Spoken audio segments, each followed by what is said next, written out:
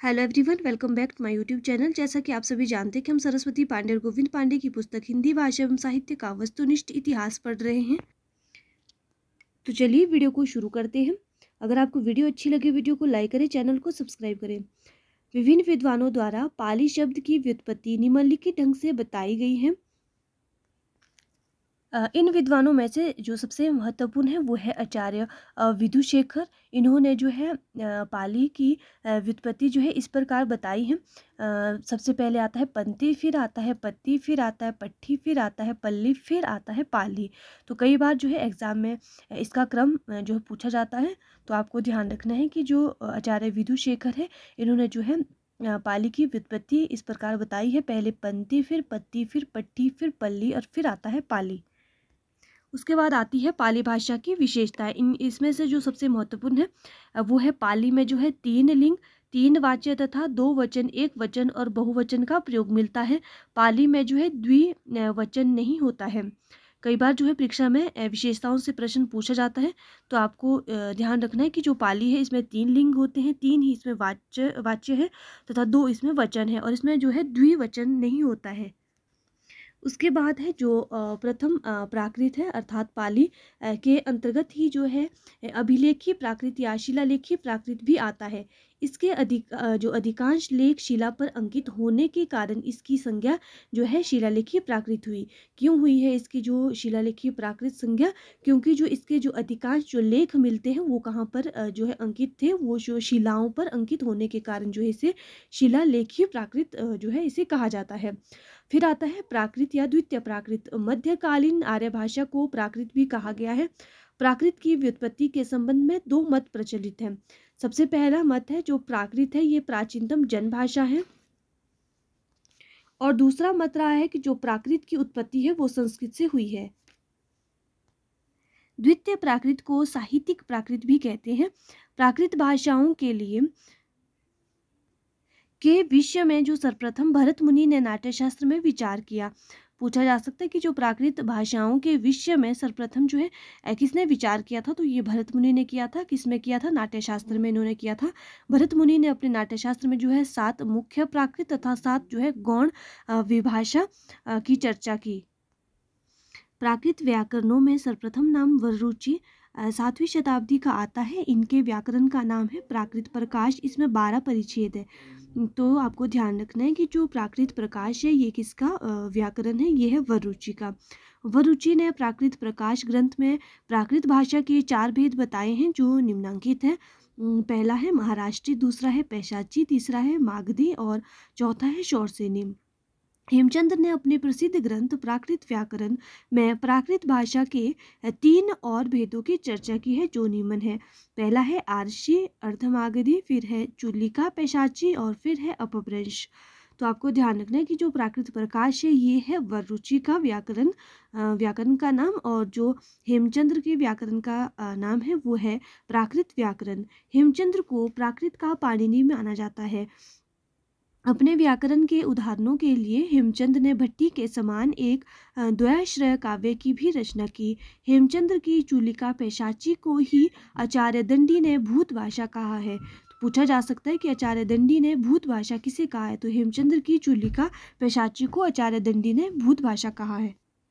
फिर आता है अर्धमागधी प्राकृत। अर्धमागधी प्राकृत के संबंध में जॉर्ज ग्रियर्सन ने बताया है कि यह मध्य देश अर्थात शूरसेन और मगध के मध्यवर्ती देश अयोध्या या कोसल की भाषा थी। अर्धमागधी का प्रयोग मुख्यतः जैन साहित्य में हुआ है। भगवान महावीर का संपूर्ण धर्मोपदेश इसी भाषा में निबद्ध है। जैनियों ने अर्धमागधी को आर्षी और ऋषि भाषा या आदि भाषा नाम से भी अभिहित किया है। उसके बाद आता है अपभ्रंश, जिसे जो है तृतीय प्राकृत भी कहा जाता है। अपभ्रंश जो है मध्यकालीन भारतीय आर्य भाषा और आधुनिक भारतीय आर्य भाषा के बीच की कड़ी है। यहाँ से प्रश्न बन सकता है कि जो मध्यकालीन भारतीय आर्य भाषा और आधुनिक भारतीय आर्य भाषा के बीच की कड़ी किसे कहा जाता है? तो अपभ्रंश को इसके बीच की कड़ी कहा जाता है। इसीलिए विद्वानों ने अपभ्रंश को एक संधिकालीन भाषा कहा है। अपभ्रंश शब्द का सर्वप्रथम जो प्रमाणिक प्रयोग पतंजलि के महाभाष्य में मिलता है।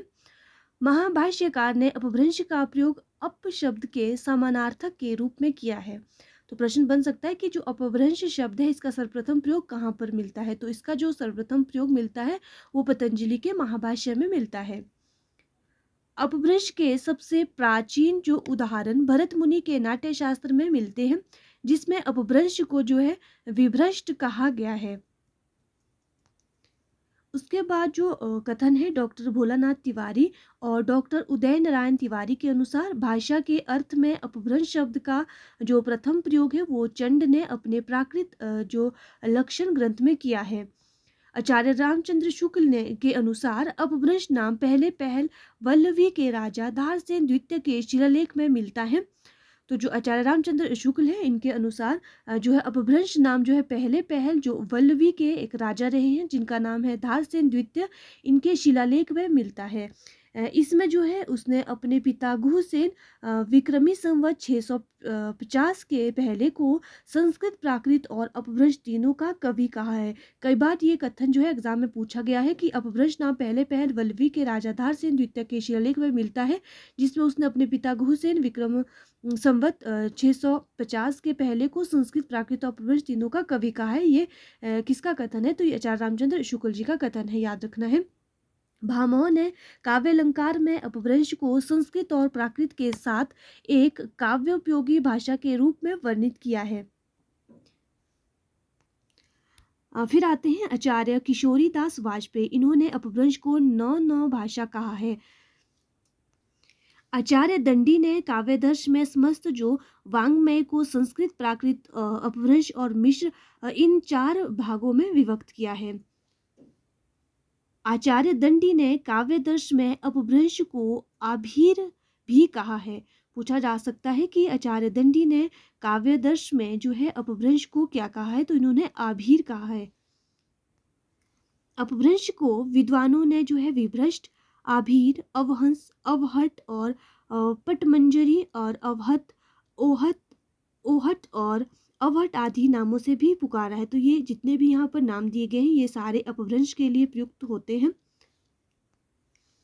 अपभ्रंश भाषा की महत्वपूर्ण विशेषताएं। अपभ्रंश को जो है उकार बहुला भाषा कहा गया है। अपभ्रंश वियोगात्मक हो रही थी, अर्थात अपभ्रंश में विभक्तियों के स्थान पर स्वतंत्र परसर्गों का प्रयोग होने लगा था। अपभ्रंश में जो है 2 वचन है, एक वचन और बहुवचन, और 2 ही लिंग है, पुल्लिंग और स्त्रीलिंग मिलते हैं। अवहट अपभ्रंश का ही परवर्ती या परिवर्तित रूप है। डॉक्टर सुनीति कुमार चटर्जी ने अपभ्रंश और आधुनिक भारतीय आर्य भाषाओं के बीच की कड़ी को अवहट कहा है। ये कथन भी एग्जाम में पूछा गया है कि अपभ्रंश और आधुनिक भारतीय आर्य भाषाओं के बीच की कड़ी को अवहट कहा है। ये कथन किसका है? तो ये डॉक्टर सुनीति कुमार चटर्जी का है। अवहट शब्द का सर्वप्रथम प्रयोग जो है ज्योतिश्वर ठाकुर ने अपने वर्ण रत्नाकर ग्रंथ में किया है। कई बार परीक्षा में पूछा जाता है कि वर्ण रत्नाकर ग्रंथ किसका है, तो आपको ध्यान रखना कि ये ज्योतिश्वर ठाकुर का है। इन्होंने जो है अवहट शब्द का सर्वप्रथम प्रयोग किया है। उसके बाद आता है आधुनिक भारतीय आर्य भाषा। आधुनिक भारतीय आर्य भाषा का जो विकास अपभ्रंश से हुआ है। आधुनिक भारतीय आर्य भाषा का सर्वप्रथम वर्गीकरण डॉक्टर AFR हार्ले ने सन 1880 में किया। डॉक्टर हार्ले ने आधुनिक भारतीय आर्य भाषाओं को 4 वर्गों में विभाजित किया जो निम्नांकित है। सबसे पहला आता है पूर्वी गौड़ियन, फिर आता है पश्चिमी गौड़ियन, फिर आता है उत्तरी गौड़ियन, फिर आता है दक्षिण गौड़ियन। ये जो है परीक्षा की दृष्टि से उतने महत्वपूर्ण नहीं है। अगर आप इनको पढ़ना चाहते हैं तो आप एक बार इनको देख लेना। जो सबसे महत्वपूर्ण है वो है भोलानाथ तिवारी का। भोलानाथ तिवारी ने क्षेत्रीय तथा संबद्ध अपभ्रंशों के आधार पर अपना जो वर्गीकरण नियमन ढंग से प्रस्तुत किया है। सबसे पहले आता है अपभ्रंशी। अपभ्रंश के नाम है शौरसेनी या मध्यवर्ती। जो आधुनिक भाषाएं हैं इसमें पश्चिमी हिंदी, राजस्थानी, पहाड़ी और गुजराती। और फिर आता है मागधी। मागधी में आती हैं बिहारी, जो बंगाली, उड़िया और असमिया। फिर अर्धमागधी, इसमें आती है पूर्वी हिंदी। फिर है महाराष्ट्री, इसमें आती है मराठी, जो आधुनिक भाषाएं हैं। फिर आता है ब्राचड़िया पेशाची, इसमें आती है सिंधी, लहंदा और पंजाबी। तो ये है भोलानाथ तिवारी का वर्गीकरण। आज की वीडियो में हम इतना ही पढ़ेंगे। कल हम पढ़ेंगे हिंदी व्युत्पत्ति और अर्थ। अगर आपको वीडियो अच्छी लगे, वीडियो को लाइक करें, चैनल को सब्सक्राइब